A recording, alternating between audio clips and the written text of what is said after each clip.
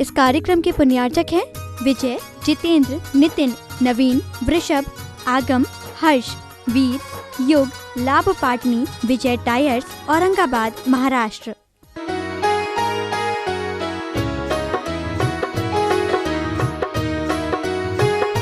80% मान के चलना उस सुअर की चर्बी से ही तले जाते हैं, बाकी 10-20% और भी पशुओं की चर्बी से तले जाते। सोचो तो सही, विचार तो करो। अब चर्बी से तला हुआ, क्या उसमें मांसाहार नहीं है?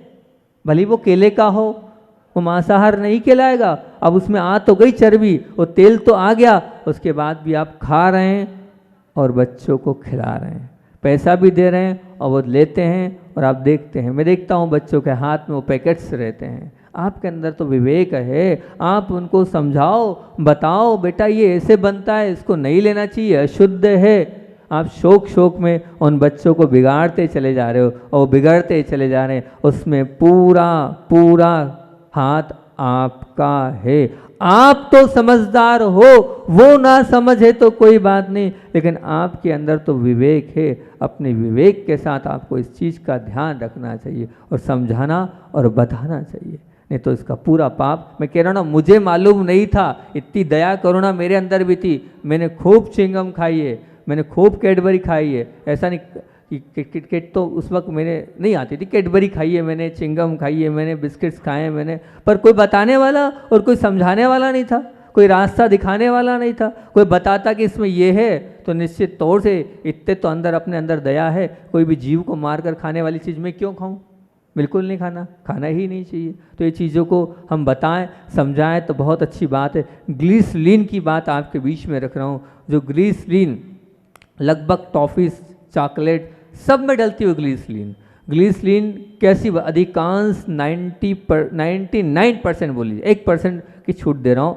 99% जो ग्लिसरीन काहे से बनती है? बोले मृत जानवरों के शरीर को उबाल कर प्राप्त की जाती है ग्लिसरीन। वो ग्लिसरीन आपके जितने भी कोल्ड ड्रिंक्स हैं, खाद्य पदार्थ, अभी कोल्ड ड्रिंक्स की बात भी बताऊंगा, सब एक एक करके सिखाऊंगा, बताऊंगा। नहीं त्याग करना, मैं त्याग किसी से नहीं करूंगा, लेकिन हमें ये तो पता चले ये खा रहे हैं तो क्या इफेक्ट है इसका, क्या साइड इफेक्ट पड़ेगा। वो कोल्ड ड्रिंक्स में भी वो डाली जाती है। अधिकतर खाद्य पदार्थों में, टूथपेस्ट में ग्लिसरीन डाली जाती है, माउथ वाश में ग्लिसरीन डाली जाती है, और चिंगम में ग्लिसरीन डाली जाती है, साबुन में ग्लिसरीन डाली जाती है। एलोपैथी की जितनी लिक्विड्स दवाइयाँ, सब लिक्विड्स दवाइयों में वो ग्लिसरीन का प्रयोग होता है। विचार करना, ये ग्लिसरीन शुद्ध जानवरों का कलेवर है, उसको ही उबाला जाता है, उसके माध्यम से ही वो ग्लिसरीन बनता चला जा रहा है। हिंसा के तांडव हम स्वयं कर रहे हैं और भगवान बनने की बात सुनने यहाँ बैठे हैं। दूसरा, सनटेन ऑयल। आप समझेंगे नहीं, जब वो ई लिस्ट में पढ़ेंगे तो सनटेन ऑयल के विषय में पता चलेगा आपको। तो ई बोल देते हैं, आप समझते नहीं क्या ये सनटेन ऑयल, ये क्या काम आता है। ये ऑयल जो है किससे बनता है? आपको लगेगा महाराज जी ऐसा होता, बिल्कुल सत्य बता रहा हूँ। ये ऑयल बनता है, कछुओं को मारकर प्राप्त किया जाता है। क्या कारण है कि कछुओं को? बोले कछुए की चमड़ी सबसे मतलब कहना चाहिए कठोर होती है, सबसे मजबूत अगर चमड़ी है तो वो है कछुए की। सबसे, एक वैज्ञानिक मतलब उन्होंने परीक्षण किया, सब जानवरों में मजबूत क्या है? बोले कछुए की चमड़ी सबसे मजबूत होती है। तो उस कछुए की चमड़ी मजबूत होने के कारण आपके दांतों को मजबूत रखना है, तो आपके दांतों को आप जिंदगी भर तक चलाना है, इसलिए टूथपेस्ट में वो ऑयल डाला जाता है। आपकी जानकारी में नहीं है, वो टूथपेस्ट ग्लिसरीन आदि से बनता है और उसमें कैल्शियम, और उसमें कैल्शियम मतलब क्या?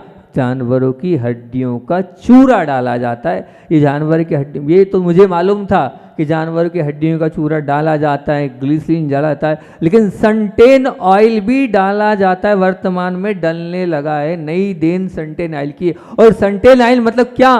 कछुए का तेल। क्यों? क्योंकि आपके दांतों को मजबूत रखना है, आपके दांत सालों तक टिके रहें, इसलिए सनटेन ऑयल उसमें डाला जाता है। ऐसा कछुओं को मारकर इस ऑयल से अपने दांत को क्यों मजबूत कर रहे हो? क्या मिलेगा अपने दांतों को? आप स्थायी बनाकर क्या आप जिंदगी भर रह सकते? 3 काल में आप उन दांतों के माध्यम रह तो रहे हो, बहुत अच्छी बात है, आपके दांत मजबूत हो सकते हैं, क्योंकि वो वैज्ञानिकों ने परीक्षण किया है और परीक्षण के माध्यम से सिद्ध किया है कि सबसे मजबूती प्रदान करने के लिए वो सनटेन ऑयल है।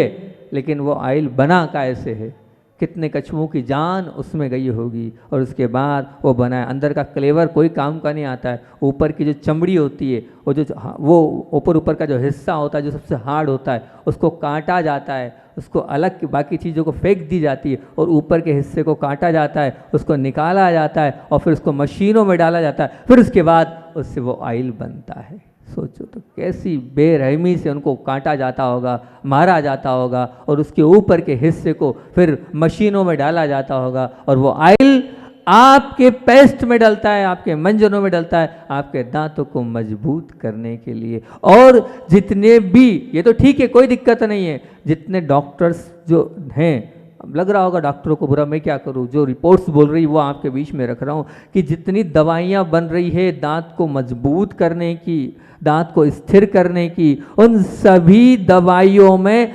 सनटेन ऑयल का प्रयोग किया जाता है।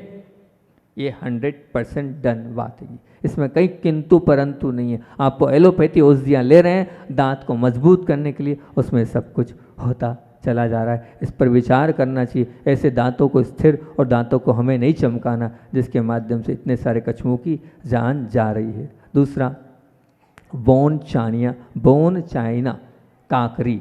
ये बोन चाइना क्या है? बोन मतलब क्या कहलाता है? बोन किसको बोलते हैं बच्चों, बताओ? बोन मीन्स क्या? हड्डी। वो स्वयं शब्द कह रहा है बोन चाइना। बोन मतलब हड्डी, हड्डी से वो क्रॉकरी बनती है। हड्डी का बारीक पीस कर वो फूल पत्ती वाली डिजाइन आपके सामने आती, चाइना में ये बनती है। इसमें 25% चाइना की वो जमीन की भूमि होती है, 25% वहाँ का पत्थर होता है और 50% वहाँ जो मांसाहार का प्रयोग बहुत ज़्यादा होता है, उनकी हड्डियाँ होती है। वो हड्डियों को वो बताते हैं कि बोन चाइना का कारण ये था कि इतनी सारी हड्डियों का क्या करें।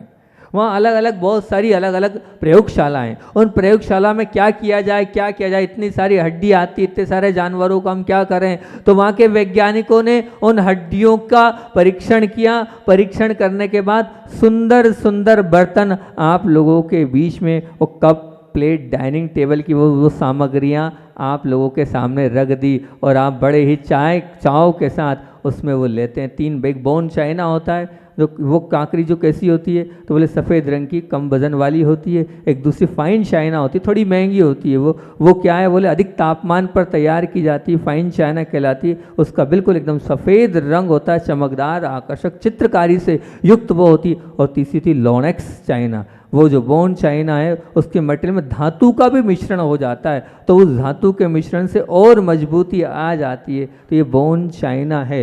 लेकिन मैं आपसे एक बात बोल रहा हूँ, बोन चाइना ले लिया आपने, हड्डी के उन बर्तनों में आप चाय पी रहे हैं, भोजन कर रहे हैं, क्योंकि जितनी होटल्स हैं उन सब होटल्स में वो बोन चाइना की पूरी क्रॉकरी आपके बीच में आ रही है और आप बड़े चाव से उसको ले रहे हैं। लेकिन अगर आप वास्तुशास्त्र को हटा के देखोगे तो वास्तुशास्त्र ये कहता है कि जहाँ हड्डी है, जहाँ चमड़ा है, जहाँ खून आदि है, उस अशुद्ध वस्तु को मत रखो।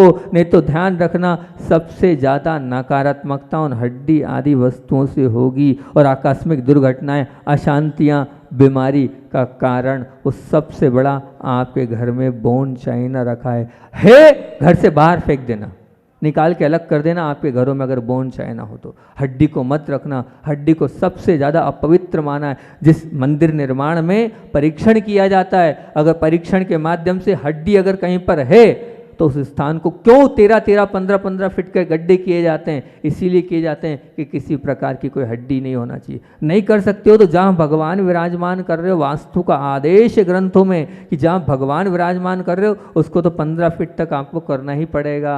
नहीं तो ध्यान रखना भगवान विराजमान नहीं कर सकते हो आप, अनर्थ होता है वहाँ पर, विप्लव होता है वहाँ पर। यह आदेश है वास्तुशास्त्र में। सोचो आप 15 फीट नीचे हड्डी गड़ी है, उसका इफेक्ट 15 फीट ऊपर आ रहा है और आप तो अपने हाथ में रखे हो, अपने घर में रखे हो, कितना इफेक्ट आता होगा उसका।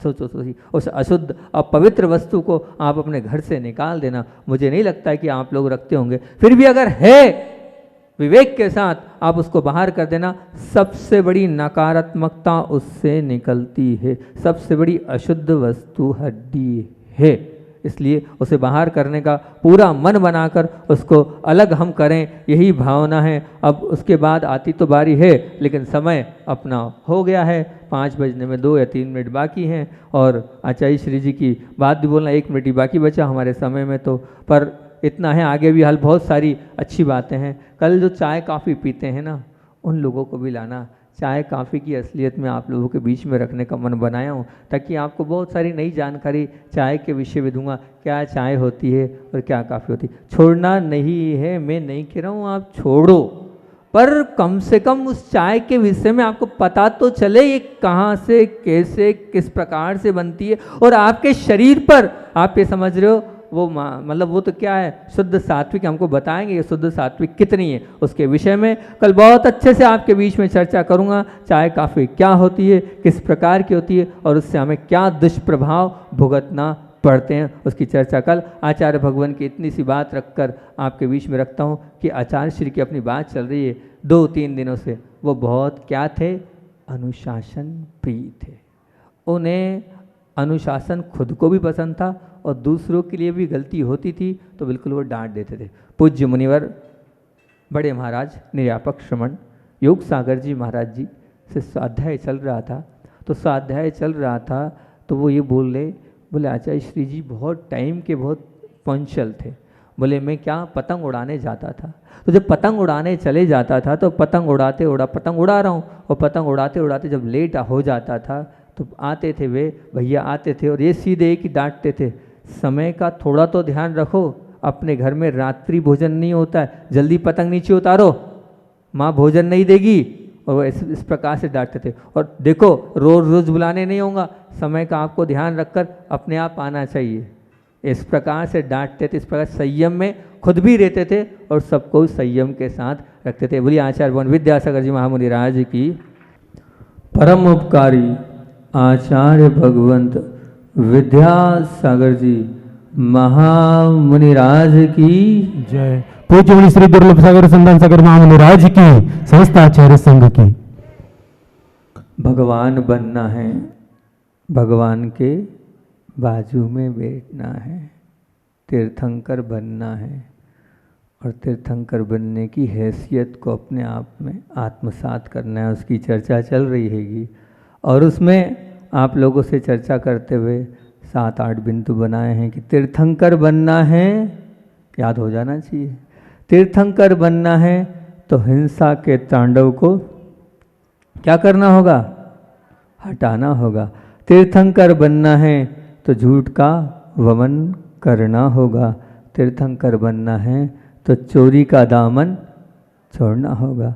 तीर्थंकर बनना है तो कुशील का जाल तोड़ना होगा, और तीर्थंकर बनना है तो परिग्रह का आग्रह छोड़ना होगा। तीर्थंकर बनना है तो जीवन को निर्दोष बनाना होगा। तीर्थंकर बनना है तो सप्तशील की ओर मुड़ना होगा, और तीर्थंकर बनना है तो अष्ट प्रवचन मातृकाओं की ओर झुकना होगा। इस पर अपनी चर्चा चल रही है, और ये पहला ही बिंदु चल रहा है कि इस हिंसा के तांडव को हमारे जीवन से हमें निकालना है।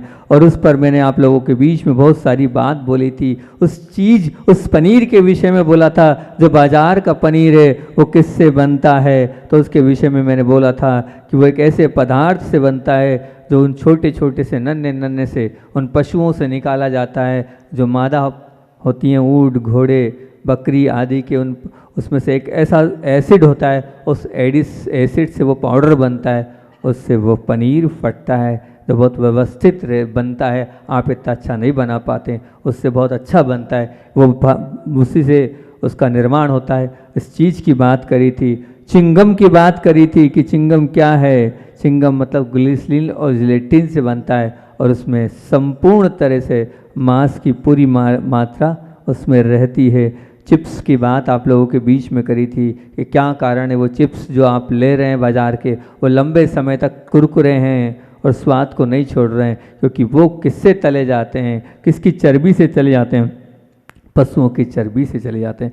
ग्लिसरीन की हकीकत बताई थी कि वो ग्लिसरीन क्या है, वो ग्लिसरीन मतलब मृत जानवरों के शरीर को उबालकर बनाया जाता है, वो कहलाता है ग्लिसरीन, जो कॉस्मेटिक, खाद्य पदार्थ, टूथपेस्ट, माउथ वॉश, चिंगम आदि सभी दवाओं में डलता है। और फिर उसका सनटेन ऑयल के विषय में बताया था, क्या है, मजबूती प्रदान करने के लिए, आपके हड्डियों की मजबूती, आपके दांतों की मजबूती किससे बनता है, कछुए से बनता है। कछुए की जो चमड़ी होती है सबसे हार्ड होती है, उसी के तेल से सब कुछ बनता है। और बोन चाइना के विषय में बताया था, बोन चाइना क्रॉकरी मतलब बोन ही कह रहा है कि वो हड्डियों से बनती है। और निषेध भी किया, अगर घर में शांति चाहते हो तो उसको हटा देना। और फिर मैंने आप लोगों से बात करी थी कि आगे बात करूँगा आप लोगों से चाय और काफ़ी की बात करूँगा। चाय और काफ़ी का बड़ा लंबा प्रकरण प्रयास करूँगा रखने का, जितना हो सकता है पूरा करूँगा। आधुनिकता के और इस प्रदर्शन के दौर में आज हम समझ नहीं पा रहे हैं कि क्या हानिकारक पदार्थों और किन हानिकारक पदार्थों से हमने दोस्ती कर ली है। हम समझते हैं ये जो हमारे बीच में चाय है, कॉफ़ी है, सॉफ्ट जो आपकी कोल्ड ड्रिंक्स आदि हैं, ये हमें ऐसा लगता है कि ये पदार्थ हमारे जीवन में उत्साह और कुछ अच्छा ही लाने वाले हैं और उन्हें हम अपने जीवन का एक अंग बना चुके हैं। लेकिन आपको वास्तविकता भी पता नहीं है कि उनके अंदर जो पदार्थ मिले हैं, जैसे कैफीन जैसा जो पदार्थ मिला है, वो शरीर के रोगों को और धकेलता चला जा रहा है।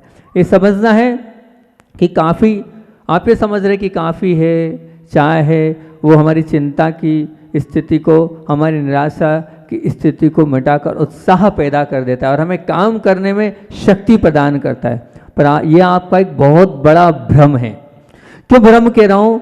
क्योंकि मिशिगन विश्वविद्यालय बहुत बड़ा विश्वविद्यालय जहाँ अनेक प्रकार की जो हैं प्रयोगशालाएं होती है, उस संयुक्त राज्य अमेरिका का सबसे बड़ा वो विद्यालय है। वहाँ पर मानसिक रोगों के रोगियों का अध्ययन किया गया और अध्ययन से ये प्रकाश में आया कि जिन पदार्थों में कैफीन होता है, उन कैफीन होने से, उस कैफीन के माध्यम से चिंता और निराशा उत्पन्न होती है। और आपको बताएं, जो चाय है उस चाय में बहुत अधिक मात्रा में कैफीन होता है। कैफीन युक्त ही चाय काफ़ी होती है, उसके बिना है ही नहीं। इस पदार्थ का तो ऐसा असर है, मान लो कोई घोड़ा थक गया और थकने के बाद घोड़े को आपने क्या मारा, चाबुक मारा, और वो फिर क्या चाबुक मारा और काम करने लग गया है, तो अब वो उसी प्रकार से आपके अंदर जब शक्ति नहीं बचती है और वो चाय और कॉफ़ी आप लेते हैं और आपको लगता है कि हमारे बुखार में, हमारे सिर दर्द में, हमारे थकान आदि में तुरंत प्रभाव दिखता है, स्वीकार करते हैं, लेकिन इसके पीने के बाद क्या हानि होती है, इसका क्या दुख झेलना पड़ता है, इसके क्या पछतावे झेलने पड़ते हैं, अभी सब बताऊंगा एक एक कर कर। एक महाराज जी, हमारी बात तो अहिंसा धर्म की चल रही है और हमारी तो हिंसा की बात चल रही है, चाय में क्या हिंसा होती है, ये प्रश्न हो सकता है आपका।